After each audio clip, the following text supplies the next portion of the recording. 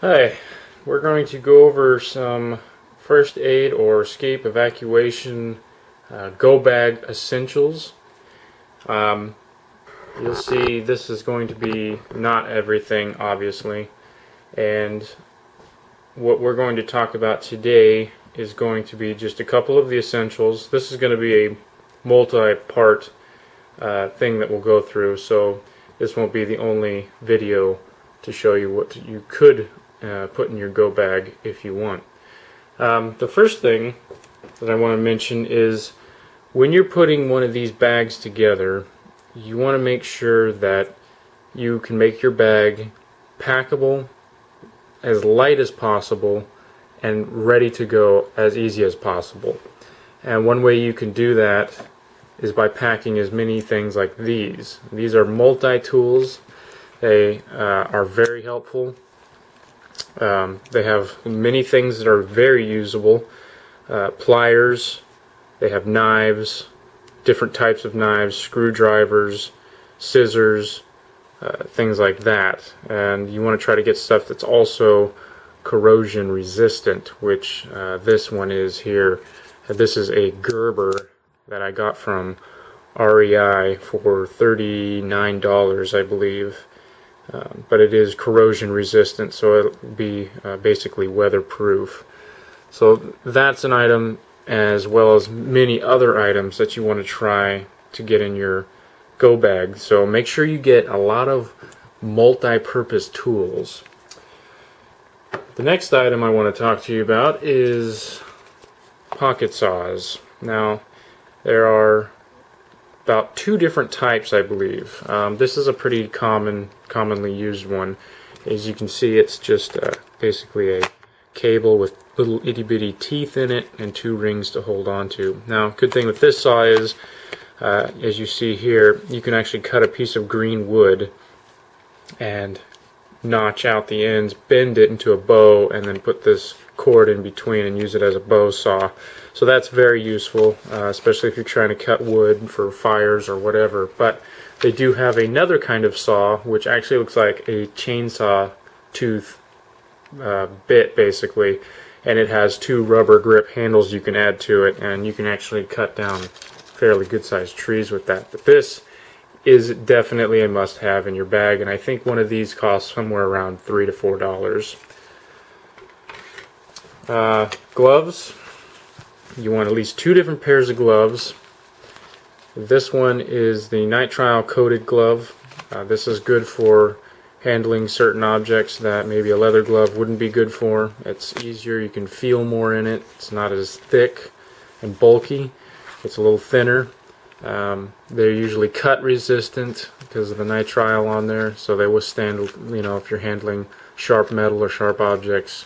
If you have to move debris, they're the best thing to use. So there's that, and those are about $3 a pair from Lowe's. These you can get for about $1, $2 a pair, and these are leather palm gloves. Now these are good for just basically bulky objects, picking stuff up. They're, they don't ground you, so you don't get electrocuted through them. They're good work gloves. You make sure you want to make sure that these will fit your hand snugly. You don't want things too big, and you don't want them too small. Next thing is flashlights. This one is a Coleman. It's an LED light. Excuse me. And basically, it is also waterproof or water resistant.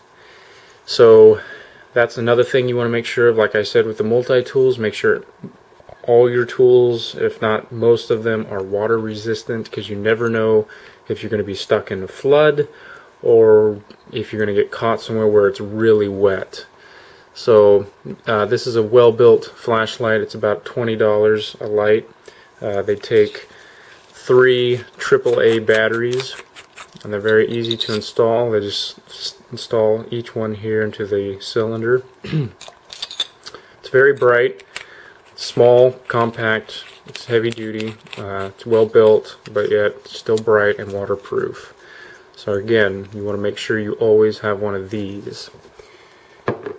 The other thing I'd like to mention with those flashlights or any electronic items you have, it's best to make sure all batteries or for all your objects match, so that way you don't have to carry one set of AAAs, one set of AAs, one set of Ds or Cs.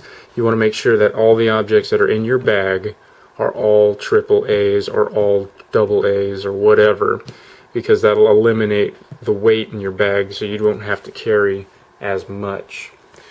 The next thing we have here is paracord. Now this is 100 feet worth. I think it's about $9. I got it from a Army surplus store. This is good for multiple things. It's strong. You can use it to set up tents. You can use it to lasso things together. You can even use it if you're trying to harness, make a snare, a trap for catching small rodents or animals if you're trying to hunt for food. So these have a multiple use as well. Very useful. Always keep a roll. I don't care if it's 10 feet to 100 feet or 500 feet. You should always have something. But this is a good size 100-foot roll. Fits nicely in my bag. So that's something you want as well. Again, it's like $10 at the Army surplus store. So the last item that we'll go over for today is a package of hand warmers. They're very slim, as you can see, and there's 4 packages in here, and each one obviously is good for up to 10 hours. Now these are very useful, especially if it's cold weather out and you're stuck somewhere, if it's snowing or whatever. You can line your pockets and your coats or whatever you have with these, and they will keep you warm. And, and you can also use them if you're trying to help with injuries, anything like that, and you need a heat pad. You can use them for that. So these are very useful as well. Again, they're very slim. You can find packages of them at Costco, Walmart, hardware stores, pretty much anywhere. So yeah, make sure you have a package of these. And again, make sure everything is small, fits nicely in your pack, it's accessible, easily accessible. Don't overstuff the backpack to where it's too much in there and you can't handle it. But that pretty much will do it for now. Next time, for the next video, we'll go over some first aid kit stuff, things you can add to your pack to make it more customized to your needs, and also what kind of backpacks you could possibly use. So if you subscribe or pay attention to the videos on the page, you'll see when the next video comes up, which may be another day or two. So I look forward to sharing more info with you, and have a